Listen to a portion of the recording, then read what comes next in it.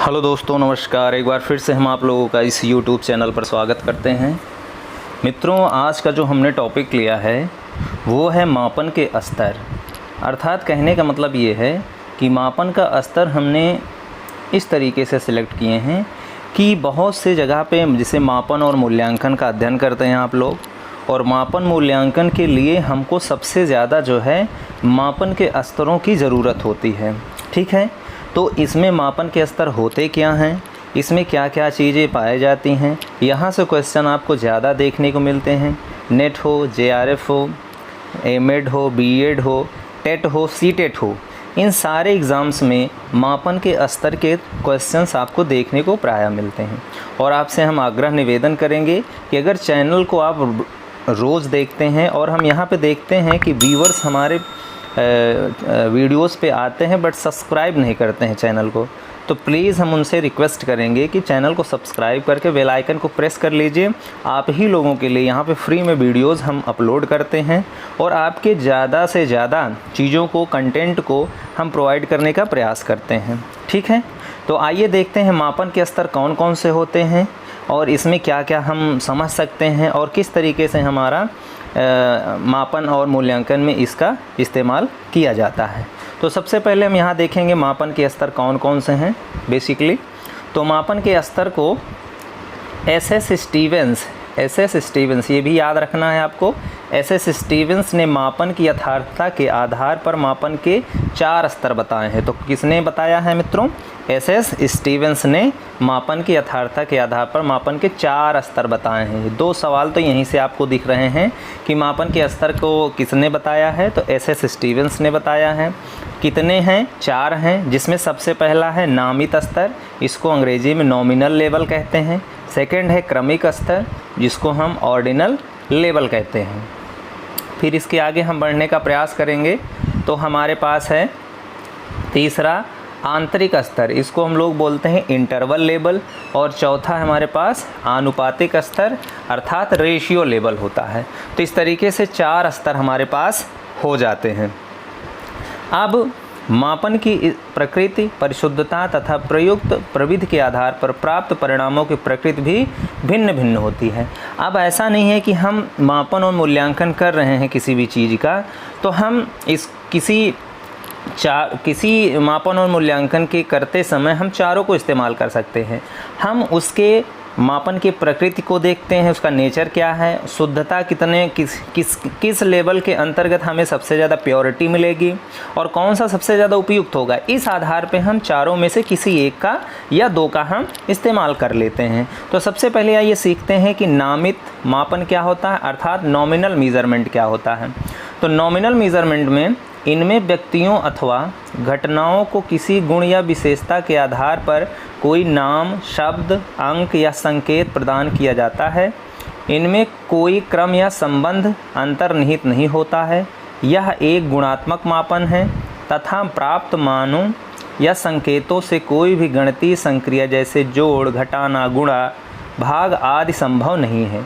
गुणों के आधार पर मात्र विभिन्न समूहों या उप समूहों की रचना की जा सकती है, जैसे शहरी, ग्रामीण या कला, विज्ञान, वाणिज्य आदि। तो मित्रों, इसमें ये बताया गया है नामित मापन में कि जैसे हम इसमें क्या करते हैं, किसी भी व्यक्ति, घटना या गुण या विशेषता के आधार पर हम कोई नाम, शब्द दे देते हैं, उस घटना का नाम या शब्द दे देते हैं और एक संकेत प्रदान कर देते हैं। ठीक है, यहाँ नंबरिंग नहीं करते हैं, हम एक संकेत प्रदान कर देते हैं। जैसे अब कोई बालक पैदा होता है तो वो हम लोग तो उसको जब धरती पे देखते हैं तो वो एक प्रकार का बालक है, लेकिन हम लोग उसको किस जाति, धर्म, लड़का, लड़की, इसमें हम लोग उसको डिवाइड करते हैं। तो इस तरीके के जो मेज़रमेंट होते हैं वो नामित मापन होता है।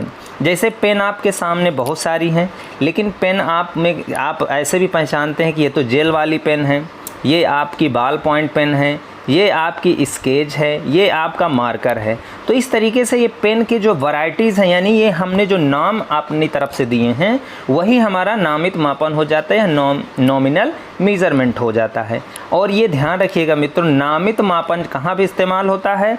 गुणात्मक मापन के अंतर्गत, यानी क्वालिटेटिव वस्तुओं और विशेषताओं के लिए इस्तेमाल किया जाता है। और तीसरी बात यहाँ ध्यान रखना है कि इसमें गणितीय संक्रियाएं इन्वॉल्व नहीं होती हैं, जैसे जोड़, घटाना, गुणा, भाग। ये सारी संक्रियाएं नॉमिनल मेजरमेंट अर्थात नामित मापन में इस्तेमाल नहीं किया जा सकता है, ये ध्यान रखिएगा। आइए हम सेकंड पे चलते हैं। क्रमित मापन यानी ऑर्डिनल मेजरमेंट क्या होता है? तो यह मापन गुणों की मात्रा के आकार पर आधारित होता है, जिस कारण विभिन्न श्रेणियों या ये जो मापन होता है विभिन्न श्रेणियों या उपसमूहों में एक निश्चित क्रम होता है।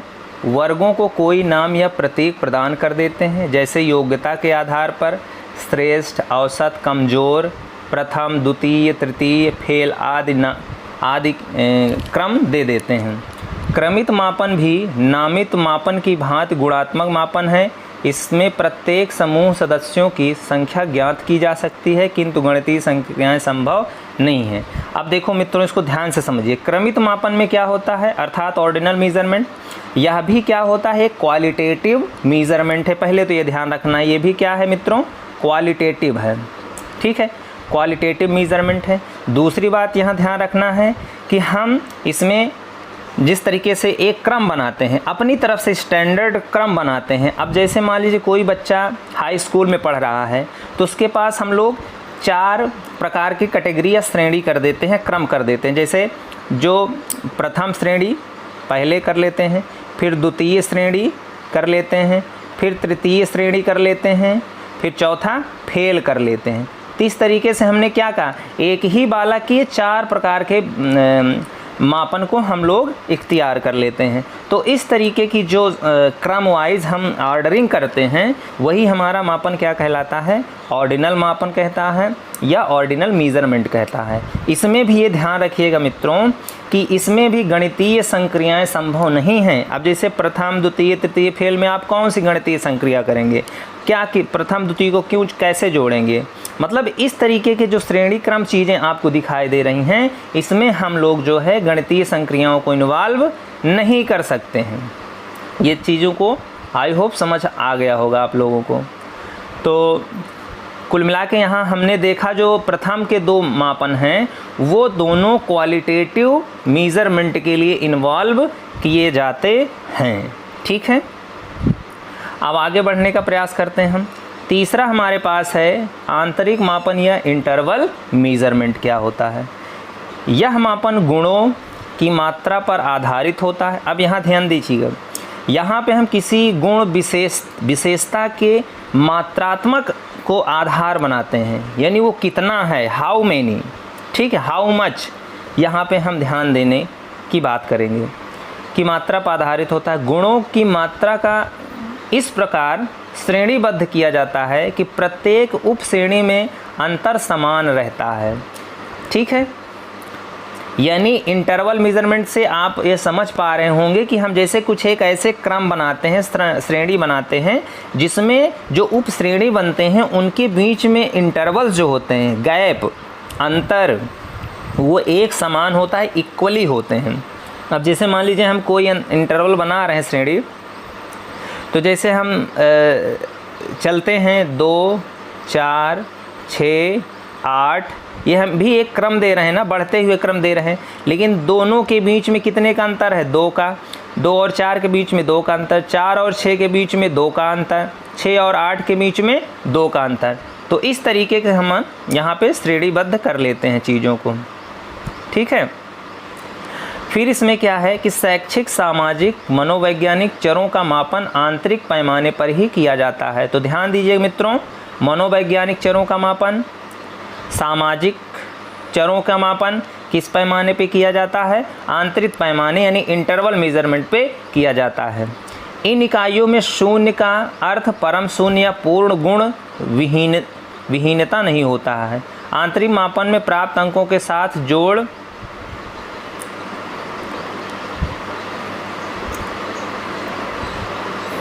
घटाना, देखिए आंतरिक मापन में प्राप्त अंकों के साथ जोड़ तथा घटाना तो संभव है, किंतु गुणा या भाग संभव नहीं है।